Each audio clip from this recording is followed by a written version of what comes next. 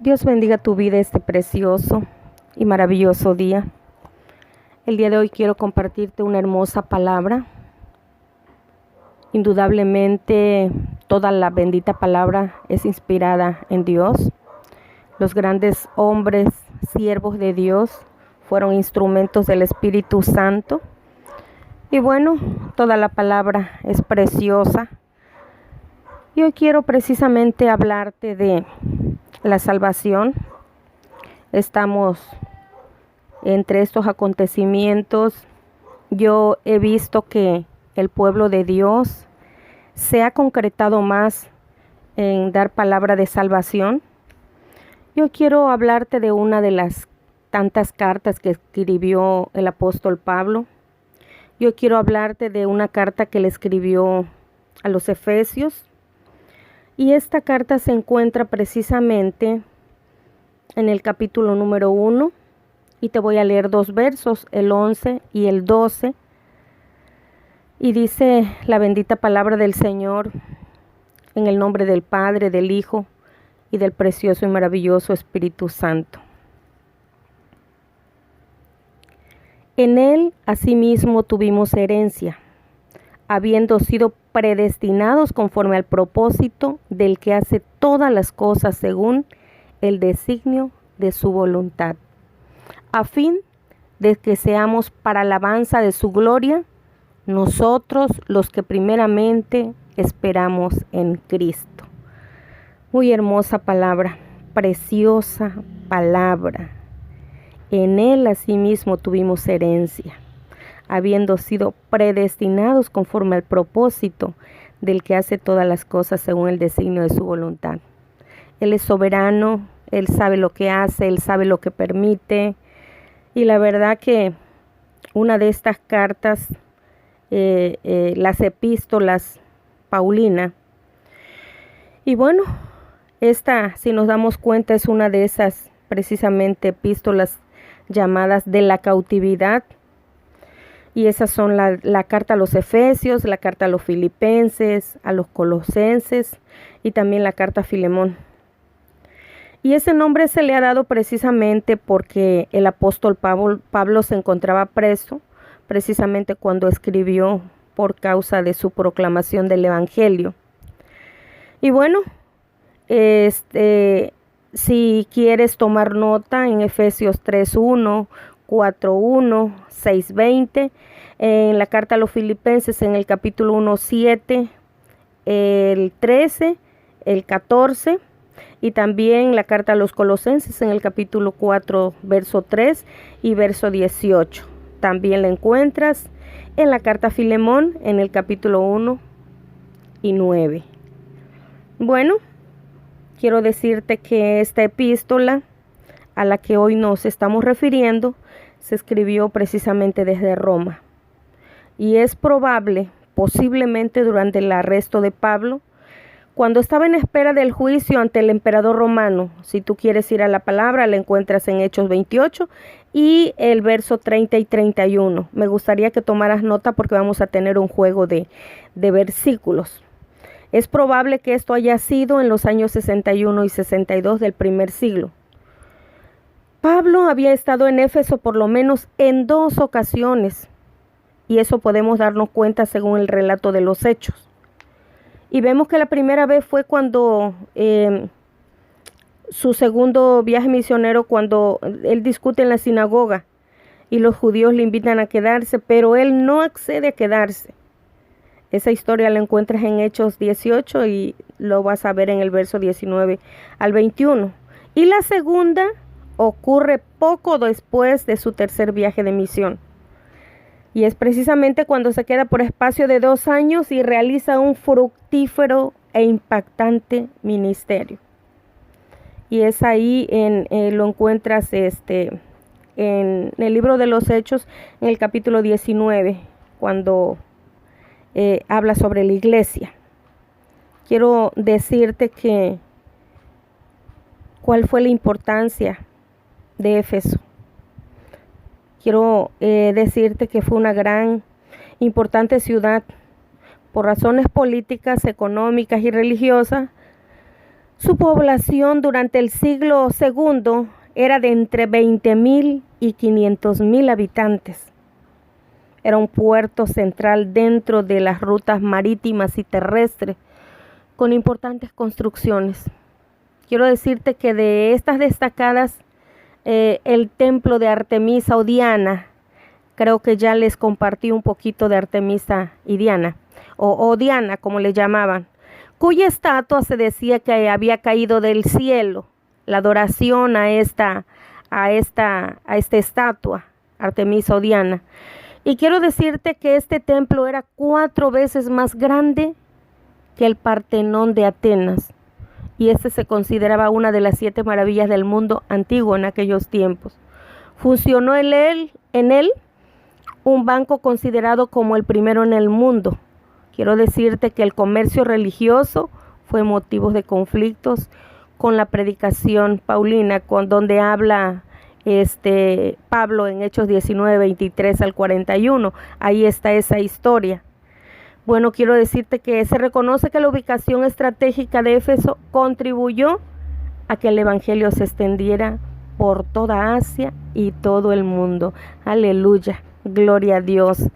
Y bueno, ahí en el libro de Hechos, en el capítulo 19, verso 10 y también el verso 26 y 27. La epístola es admirada por su calidad literaria y su gran profundidad doctrinal. A mí me puede encantar, todas las cartas me apasionan. Posiblemente es uno de las partes de la Biblia. Toda la Biblia es importante, preciosa, maravillosa. Pero quiero decirte que podemos ver que son las cartas que más ha contribuido al desarrollo de la doctrina y la práctica cristiana. Creo que a todo mundo nos apasiona. Y bueno, además de eso, abarca temas relacionados con el plan universal de Dios, la identidad de la iglesia, la redención por medio de la fe en Jesucristo y las responsabilidades y los retos de la vida cristiana. Quiero decirte que es algo tan lindo, algo tan maravilloso, algo tan precioso. No te cuesta nada leer las cartas, es algo tan lindo, tan maravilloso, que cuando tú empiezas a leer sientes esa hambre, esa sed, esa necesidad de leer más y más y más y conocer más de esto. Tiene grande enseñanza, como te decía yo, el hecho de leer las cartas es algo que te llena, es algo que te lleva a buscar más de Dios, te habla precisamente de su doctrina. Y bueno, esos temas que abarca, que son relacionados con el plan de Dios para nuestra vida, la identidad de la iglesia y bueno, sobre todo la redención por medio de la fe en nuestro Señor Jesucristo. Y bueno, también los retos y las responsabilidades de nuestra vida cristiana, porque recordemos que nosotros estamos en el mundo, mas no pertenecemos a este mundo. Y bueno, quiero decirte que quiero hablarte en este momento de 2 rasgos distintivos de los creyentes. Si tú te das cuenta, en las cartas de Pablo identifica a sus destinatarios con los títulos preciosos, le dice santos y les llama fieles en Cristo Jesús. Me puede encantar de qué manera él se conducía, cómo es que él los veía a aquellos fieles, aquellos hijos de Dios, cómo es que él les saludaba. Me encanta cómo se refería a ellos, diciéndole los santos y fieles en Cristo Jesús. Eso lo vemos en Efesios 1 y verso 1. El término santo, quiero decirte que cuando él se refería a los creyentes con frecuencia a todas esas expresiones que hacía, lo puedes ver en Efesios 1:4, el verso 15, 18, 2 y 19, el verso 3 y 8. Y bueno, quiero decirte que ahí es donde él hace mención y destaca que los cristianos han sido separados para salvación y deben de vivir como tales.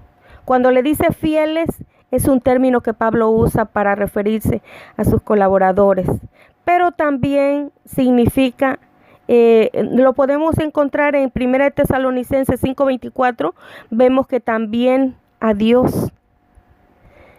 en Primera de Tesalonicenses 5:24, y significa digno de confianza. Pablo así expresa su aprecio por sus hermanos y bueno, también la seguridad que tiene de que atenderán a sus exhortaciones que él les está haciendo, confiando en que la carta, la palabra, aunque él esté en prisión, está llegando y está haciendo su efecto. En Efesios 1, del verso 3 al 4 dice: bendito sea el Señor y Padre de nuestro Señor Jesucristo, que nos bendijo con toda bendición espiritual en los lugares celestiales en Cristo, según nos escogió en Él antes de la fundación del mundo, para que fuésemos santos y sin manchas delante de Él. Después del saludo, la epístola comienza como suele hacerlo Pablo, con una oración de alabanza y acción de gracias al Señor por los creyentes, como en estas otras epístolas. En Colosenses y en la primera carta a los Tesalonicenses también, Pablo menciona la Trinidad y sus operaciones en el plan de salvación. Pero quiero decirte que esta oración se destaca de otras por su extensión y su riqueza teológica. Me encanta mucho. Dice: el Padre nos ha bendecido con toda bendición espiritual en Cristo. Dice en Efesios 1:3. Nos bendijo con toda bendición espiritual en los lugares celestiales con Dios. Esta bendición no es de índole físico o material, sino que en ellos nos muestra su amor al salvarnos. El punto de partida de nuestra salvación, amados, está en la elección hecha desde antes de la fundación del mundo.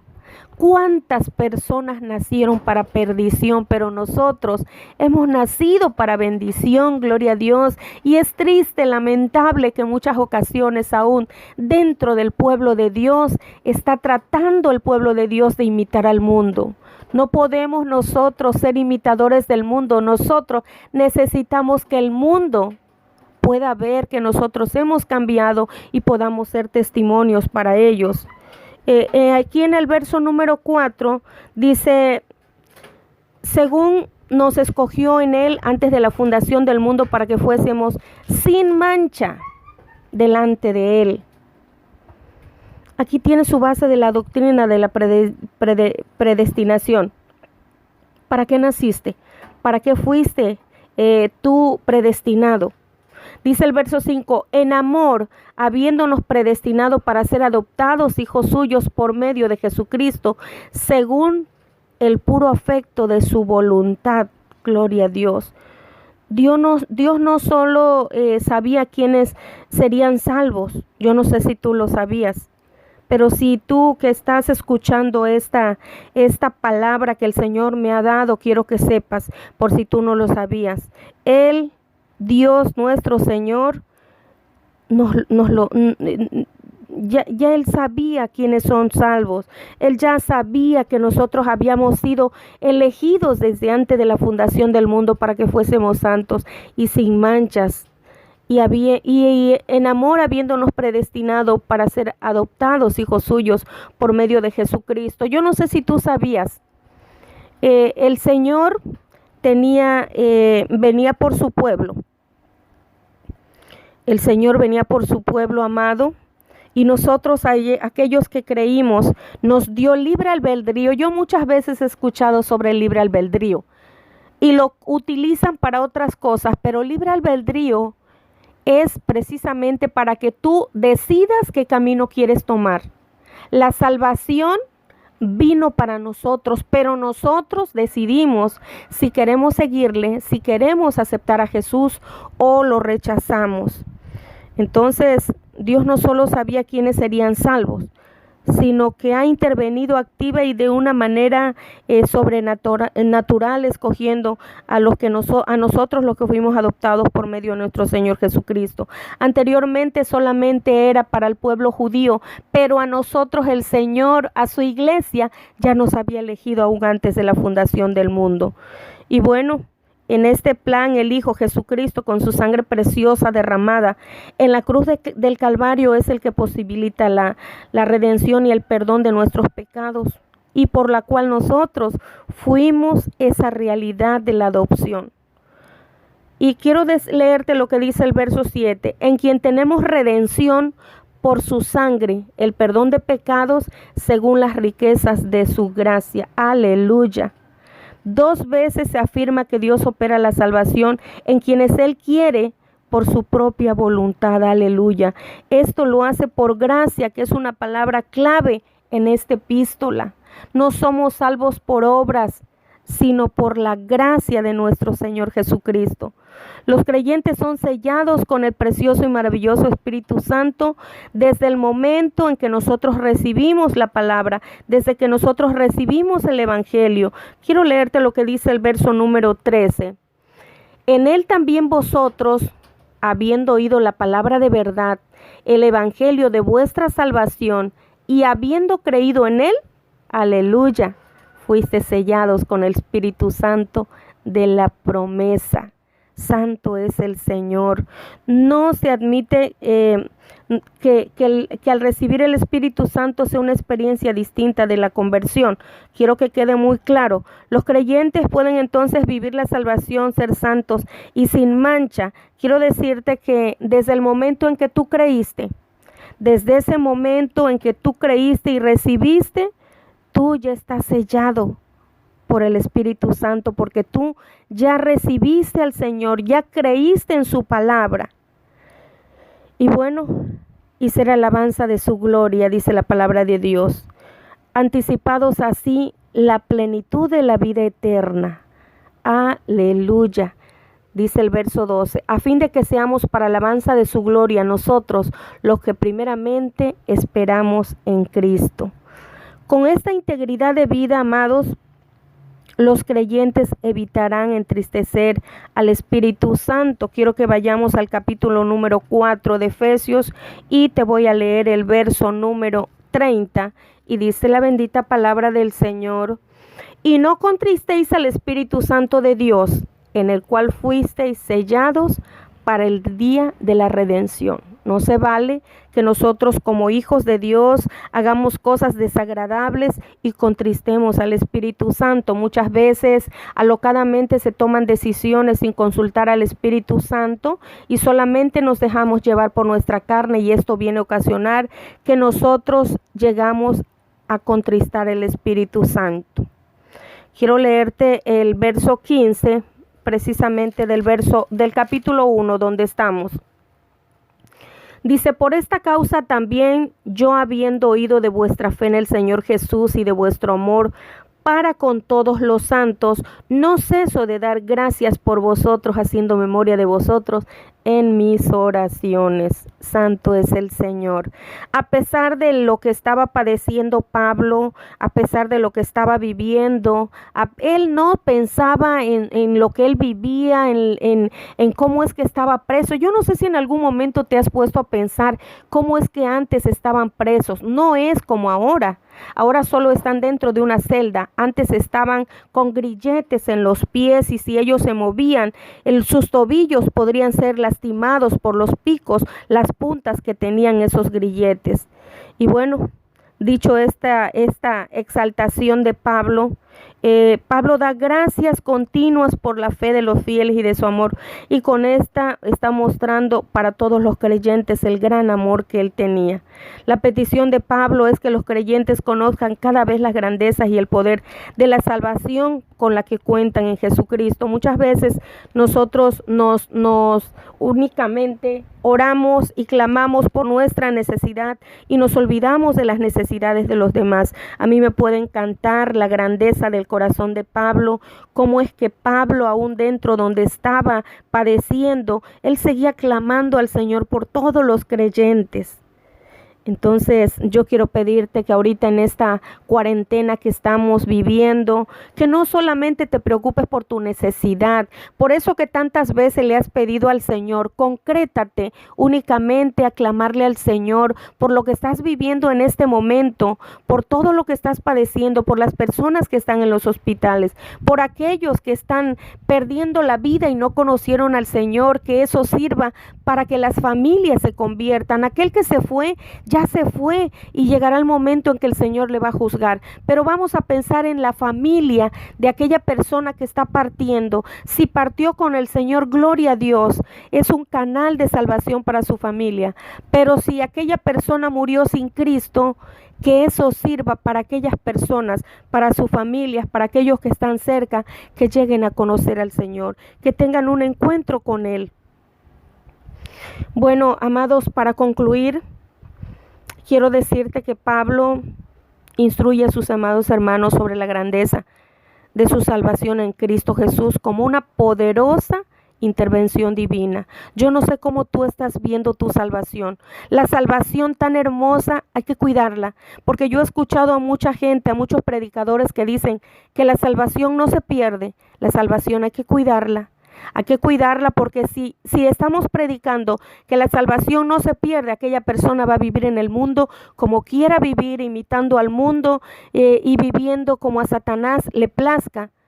Y no le va a importar porque ha habido personas que le han dicho que la salvación no se pierde. Y quiero decirte que eso es mentira. La salvación es tuya porque no te costó a ti, le costó a Jesús. Pero esa salvación tú la tienes que cuidar. Y quiero decirte que Pablo pone su centro de atención en la obra de Dios. No es en el esfuerzo humano. Los cristianos somos beneficiados por esta gran obra divina que hizo Jesús. Y podemos ahora vivir como hemos sido hechos, santos y sin mancha. Debemos tener bien presente que esto no es fruto de nuestro grado, de nuestro compromiso o esfuerzo, de manera que pudiéramos enorgullecernos nosotros, sino que quiero decirte que esto es el resultado de que Dios nos haya escogido por su grande misericordia. Y esto ejecuta a lo largo de la historia su plan perfecto en el cual los creyentes estamos incluidos para participar de los mejores beneficios. Debemos buscar cómo meta de vida vamos a llegar, para que nosotros lleguemos a ser alabanza de su gloria. De nosotros depende, amados hermanos, de nosotros depende, dice el verso 6, nadie os engañe con palabras vanas, porque por estas cosas viene la ira de Dios sobre los hijos de desobediencia. Tienes que cuidar tu salvación, tienes que cuidarla. Dice el verso 12, porque vergonzoso es aún hablar de lo que ellos hacen en secreto. Mucho cuidado, cuida tu salvación. Estamos viviendo los últimos tiempos. Yo quiero invitarte que no te pierdas el día domingo, el culto que vamos a estar ofreciendo desde nuestro hogar para nuestras iglesias, nuestra iglesia local Lirio de los Valles, y también para este ministerio que el Señor nos ha regalado de guerra espiritual, en el cual hemos llegado a formar esta gran familia, este grupo de guerreros que tengo, que están parados en la brecha orando por las necesidades de todos nosotros. En el nombre poderoso de Cristo Jesús, yo bendigo tu vida.